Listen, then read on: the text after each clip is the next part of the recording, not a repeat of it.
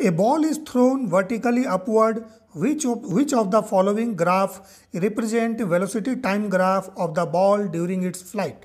Neglect air resistance. एक ball है, हमारे पास एक बॉल है जिसको हम लोगों ने ग्राउंड से अपवर्ड डायरेक्शन में, वर्टिकली अपवर्ड डायरेक्शन में हम लोगों ने प्रोजेक्ट किया। सो जब प्रोजेक्ट कीजिएगा तो इसका अपना वेलोसिटी v होगा। Late this is v, the velocity of projection vertically upward.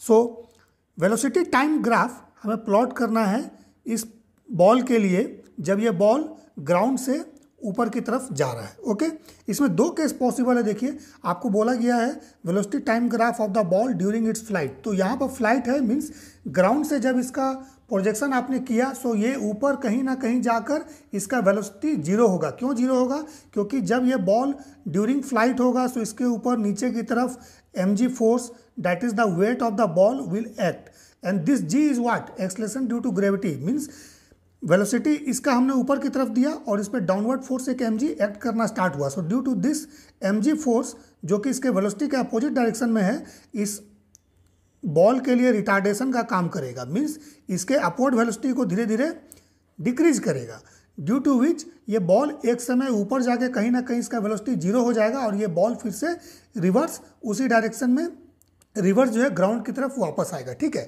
सो हमें टोटल जर्नी के लिए वीटी ग्राफ नहीं प्लॉट करना है कि जब ये बॉल नीचे से ऊपर गया और ऊपर से नीचे आया। मीन्स जब नीचे से ऊपर जा रहा है तो उस समय हमको देखना है इसका वेलोसिटी टाइम ग्राफ क्या होगा। सो देखिए v क्या होता है?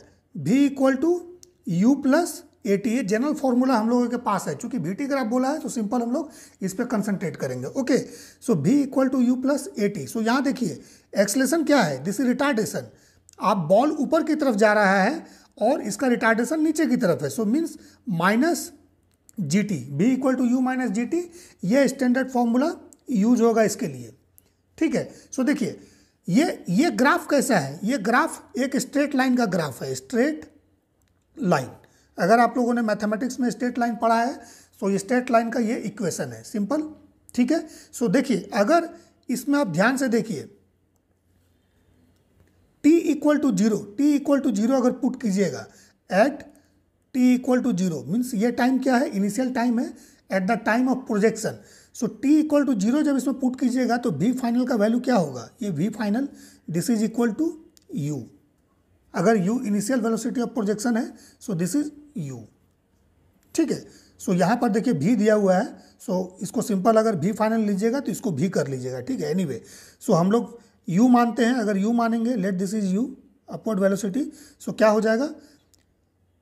t इक्वल टू जीरो पर, t equal to zero just at the time of projection, इसका इनिशियल वेलोसिटी क्या हो जाएगा? u। सो इस ग्राफ में ध्यान से देखिए t इक्वल टू जीरो पर, t इक्वल टू जीरो पर मीन्स टाइम जब जीरो है, कहाँ पर वेलोसिटी नॉन जीरो है। सो देखिए इसमें velocity t equal to zero पर जीरो है। ठीक है, इसमें velocity t equal to zero पर कुछ है भी, यहाँ पर भी मान लीजिए v है। ठीक है, इसमें भी v है। सो ये ग्राफ हो सकता है, बट ये ग्राफ को ध्यान से देखिएगा तो ये कर्व है। ठीक है, सो ये ग्राफ कर्व नहीं हो सकता है, this is a equation of straight line. ठीक है, सो एक स्ट्रेट लाइन ही होगा। सो v इनिशियल क्या हो रहा है हमारे पास? u। ठीक है, और जब ये ऊपर की तरफ जाएगा तो कहीं ना कहीं वेलोसिटी क्या होगा? इसका जीरो हो जाएगा due to downward retardation. Okay, downward acceleration due to gravity.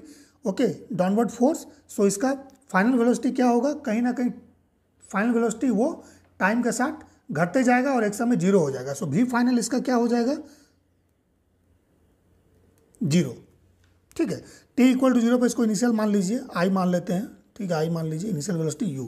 So v final इसका जीरो होगा। सो ध्यान से देखिए किस ग्राफ में v फाइनल जीरो है। सो देखिए यहाँ पर इनिशियल वेलोसिटी v है और ये t के साथ धीरे धीरे घट रहा है। ठीक है, सो यहाँ पर देखिए अगर इनिशियल वेलोसिटी u होगा, जैसे जैसे टाइम बढ़ेगा ये gt का वैल्यू बढ़ेगा और ये u घटना स्टार्ट होगा। अगर इनिशियल वेलोसिटी u होगा सो जैसे जैसे टाइम बढ़ेगा वेलोसिटी घटना स्टार्ट होगा। कैसे? लीनियरली, है ना। वेलोसिटी विल डिक्रीज लीनियरली, क्योंकि ग्राफ का नेचर लीनियर है, लीनियरली डिक्रीज होगा। सो देखिए ये लीनियर डिक्रीमेंट है, यहाँ भी लीनियर डिक्रीमेंट है। ठीक है, बट यहाँ पर जीरो से इंक्रीज हो रहा है। सो ये पॉसिबल नहीं है, ये कर्व है, ये भी पॉसिबल नहीं है। ठीक है, सो क्या होगा? ये और ये पॉसिबल है। सो आप ध्यान से देखने वाली बात है, हमने क्या बताया कि इसमें ड्यूरिंग द फ्लाइट निकालना है जब वेलोसिटी इनिशियल वेलोसिटी u है और वो फाइनली जाके अपवर्ड किसी पॉइंट पे जाके टाइम के साथ वो जीरो हो जाता है फाइनल वेलोसिटी, ठीक है। डाउनवर्ड डायरेक्शन में रिटर्न जर्नी के लिए नहीं प्लॉट करना है। So means t equal to zero पर इनिशियल u वेलोसिटी है और फाइनल वेलोसिटी कहीं ना कहीं जाके वो जीरो हो जाएगा, ठीक है। सो देखिए यहाँ पर ये इसका initial velocity t equal to zero पर, मान लीजिए टाइम देखिए यहाँ पर ये ऑरिजिन है। सो t इक्वल टू जीरो पर वेलोसिटी यहाँ पर v है ना, दैट इज इनिशियल वेलोसिटी। और ये टाइम के साथ क्या हो रहा है, जैसे टाइम बढ़ रहा है ये वेलोसिटी धीरे धीरे घट रहा है अकॉर्डिंग टू दिस इक्वेशन, ठीक है। सो लीनियरली डिक्रीज हो रहा है और t किसी पॉइंट पर जाके ये वेलोसिटी क्या हो रहा है, फाइनली जीरो हो जा रहा है, that is the maximum height achieve by the ball. So ये ग्राफ जो है ये इसका फाइनल आंसर है, ठीक है। लेकिन अगर रिटर्न जर्नी को भी लीजिएगा तो इस पर आ जाइए, देखिए इनिशियल वेलोसिटी भी था जब आप ग्राउंड से प्रोजेक्ट किए, जैसे जैसे टाइम बढ़ेगा वेलोसिटी डिक्रीज होगा और किसी मैक्सिमम हाइट पे जाकर उसका वेलोसिटी जीरो हो जाएगा, ठीक है। सो यहाँ से यहाँ तक अपवर्ड जर्नी के लिए है, ये अपवर्ड जर्नी के लिए है, upward journey of the ball, ठीक है। और ये पोर्शन जो है ये रिटर्न जर्नी के लिए है, रिटर्न जर्नी, ठीक है।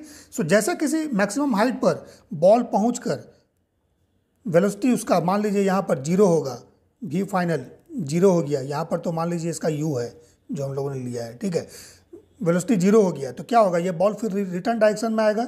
सो रिटर्न डायरेक्शन में जब आएगा तो नीचे की तरफ धीरे धीरे क्या होगा, वेलोसिटी इसका इंक्रीज करना स्टार्ट होगा, कहाँ से, जीरो से। सो देखिए यहाँ जीरो जब मैक्सिमम हाइट पे पहुँच जाएगा तो धीरे धीरे फिर फर्दर टाइम जब इंक्रीज होगा तो यही जीरो से धीरे धीरे बढ़ना स्टार्ट होगा, ठीक है। सो धीरे धीरे ये बढ़ना स्टार्ट होगा और जब ये ग्राउंड पे पहुंचेगा सो सेम वेलोसिटी ये अचीव कर लेगा but in reverse direction u, ठीक है। और अगर v लीजिएगा तो v होगा, ठीक है। सो धीरे धीरे वेलोसिटी बढ़ना स्टार्ट होगा और जब सेम टाइम पर जितना टाइम इसको ऊपर जाने में लगा उतना ही टाइम अगर यहाँ से यहाँ कैलकुलेट कीजिएगा सो सेम टाइम में ये वेलोसिटी सेम अचीव कर लेगा, ठीक है।